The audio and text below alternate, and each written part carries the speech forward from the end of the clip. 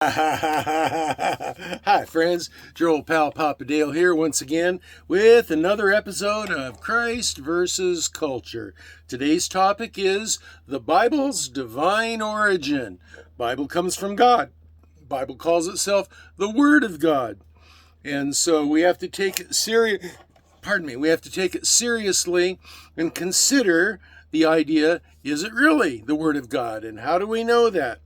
Well, this Bible series is an exploration of the meaning and implications of 1 John 2:15, which says, "Love not the world, neither the things that are in the world.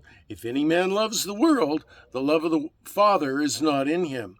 And what that means is our preference, our highest priority in life has to be the Lord Jesus Christ. There are two purposes for these videos. One is to provide a body of content for the Christian community today, and two, to provide a legacy of content for those folks who will be left behind after the rapture of the church. And there will be millions of them. Well, who am I? I'm Papa Dale, and I am a retired pastor, teacher, theologian, evangelist, chaplain, businessman.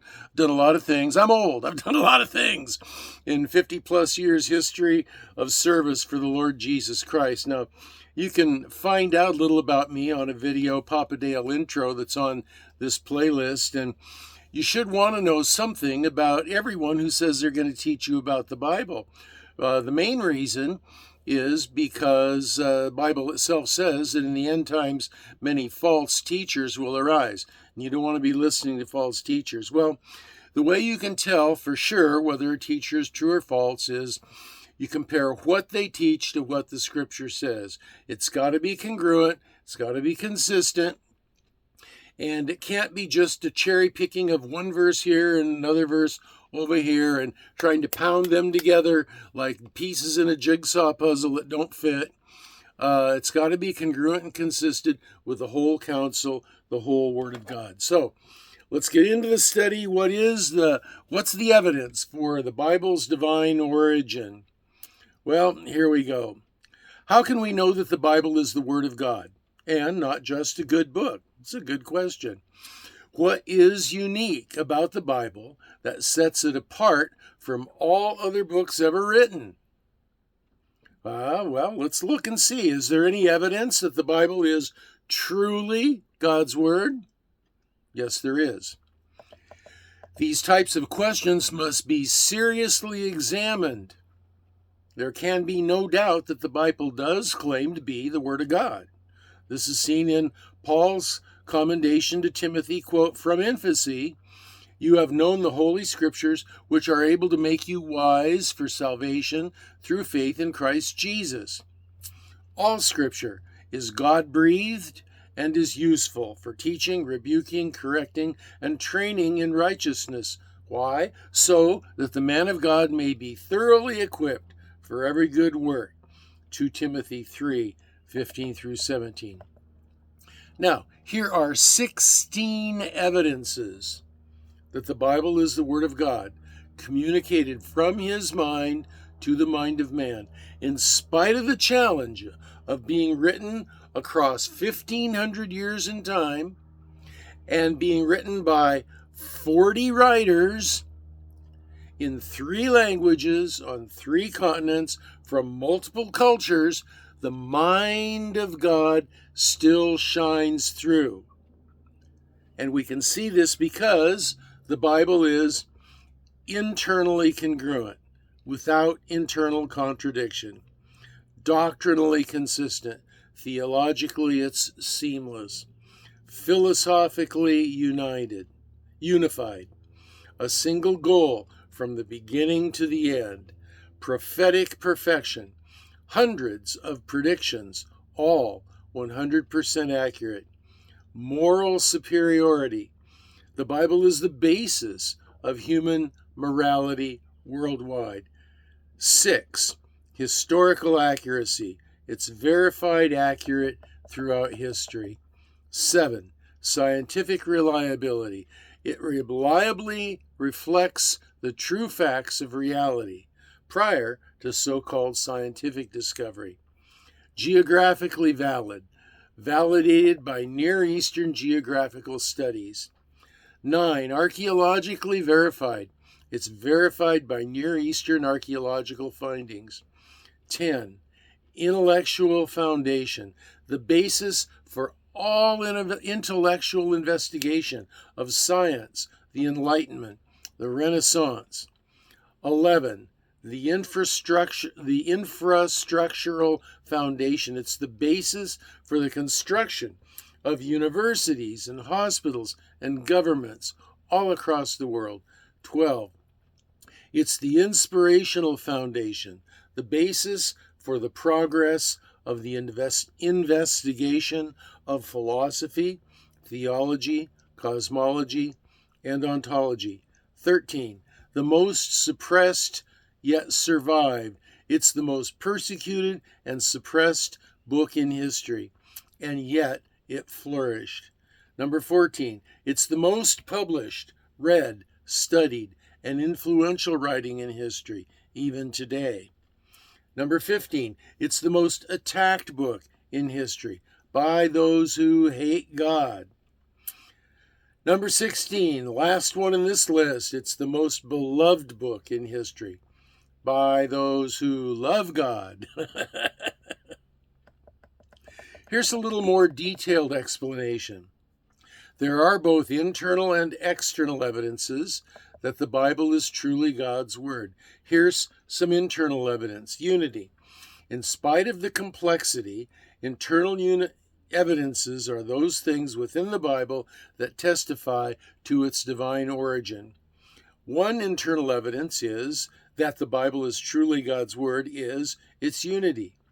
Even though it is really 66 individual books written on 3 continents and 3 different languages over a period of about 1,500 years by more than 40 human authors who came from many walks of life, the Bible remains one unified book from beginning to end without contradiction. This unity is unique from all other books and is evidence of the divine origin of the words that God moved men to record. Prophecy. You have unity, now prophecy. Fulfilled predictions. These are internal evidences that the Bible is divine. It's unity and it's prophecy. Fulfilled predictions. Another internal evidence that indicates the Bible is truly God's Word is prophecy. The Bible contains hundreds of detailed prophecies relating to the future of various nations, certain cities, and all mankind, and other prophecies concerning the coming of the Messiah, the Savior of all, who would believe in him. Unlike other prophecies found in other religious books, or those by men such as Nostradamus, biblical prophecies are extremely detailed. There are over 300 prophecies concerning Jesus Christ in the Old Testament alone. Not only was his lineage foretold and where he would be born, but also how he would die and that he would rise again.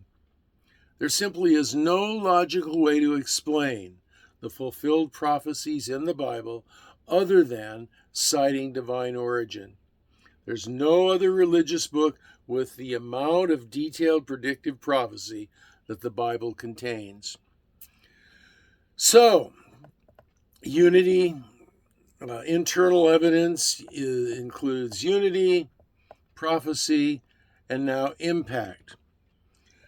Historic, worldwide, intercultural, and intergenerational. That's the Bible. A third internal evidence to the divine origin of the Bible is its unique authority and power. While this evidence is more subjective than the first two, it is no less a powerful testimony that the Bible is God's Word. The Bible's authority is unlike that of any other book ever written. This power is seen in the way countless lives have been supernaturally transformed. Drug addicts have been cured by reading the Bible. Homosexuals have been set free by its teachings. Derelicts and deadbeats are transformed by it. hardened criminals reformed by it, sinners rebuked by it, and hate turned to love by the beloved Scripture. The Bible does possess a dynamic and transforming power that is only possible because it is truly God's Word. So that's just a synopsis of some of the internal evidences. Now let's look at some of the external evidences. Accuracy. The Bible is verified historically. There are also external evidences that indicate the Bible is truly the Word of God. One is the historicity of the Bible, because the Bible details historical events. Its accuracy is subject to verification like any other historical document. Through archaeological evidence and extra-biblical writings, the historical accounts of the Bible proved time and time and time again to be accurate and true. In fact, all of the archaeological and manuscript evidence supporting the Bible makes it the best documented book from the ancient world, hands down. That the Bible accurately records historically verifiable events helps substantiate its claim to be the very Word of God and supports trust concerning other matters that the Bible teaches. Integrity. Another external evidence that the Bible is truly God's Word is the integrity of its human authors. In studying the lives of the authors of Scripture, we find them to be honest and sincere. The fact that they were willing to die, often excruciating deaths, for what they believed, testifies that these men truly believed that God had spoken to them.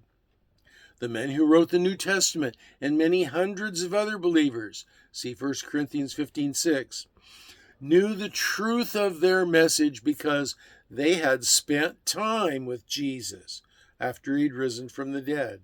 Seeing and fellowshipping with the risen Christ had a tremendous impact on them.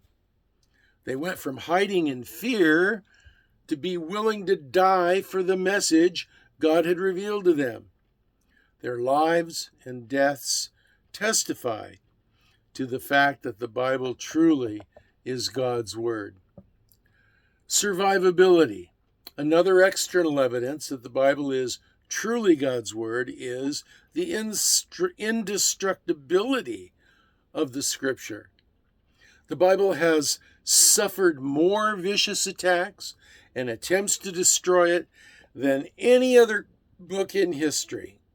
From early Roman emperors like Diocletian through communist dictators and on to modern-day atheists, the Bible has withstood a constant onslaught from detractors, yet it endures and is still today the most widely published book in the world.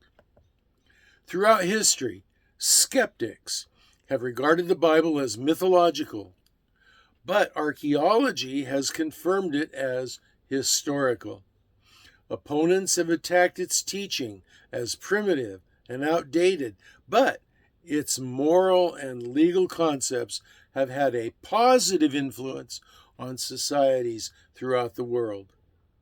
The Bible continues to be attacked by pseudoscience, pseudopsychology, political movements, yet it remains just as true and relevant today as it was when it was first written. Now, this really should not surprise us. After all, it was Jesus who said, "Heaven and earth will pass away, but my words will never pass away." Mark 13:31. The Bible, unique among books, has transformed countless lives and swayed entire cultures. After looking at the evidence, one can say without a doubt that God has spoken and that, yes, the Bible is truly God's Word. Well, those are my comments on the divine origin of the Bible. And if you have comments, questions or prayer requests, you can leave them in the comments section down below. If you're going to get really lengthy in your comments, then you should probably take it over to my Facebook page, and the link for that is down below as well. There's also a link to go back through these lesson notes as well. So now, I do plan to upload more videos if the rapture comes and prevents that, or if I pass away and go home to be with the Lord and that prevents that. Oh well, then you're just left with the 300 plus that I've already posted about Bible matters. If the Lord lets me post another one, I plan to.